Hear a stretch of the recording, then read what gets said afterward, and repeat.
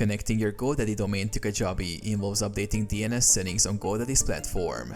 Here's how to do it. Log into Kajabi. Access your Kajabi account and go to the settings section at the bottom left of your dashboard.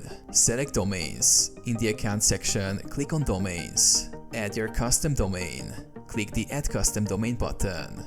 Enter the domain you want to connect and click Next. Access your GoDaddy account. Log into your GoDaddy account and navigate to My Domains.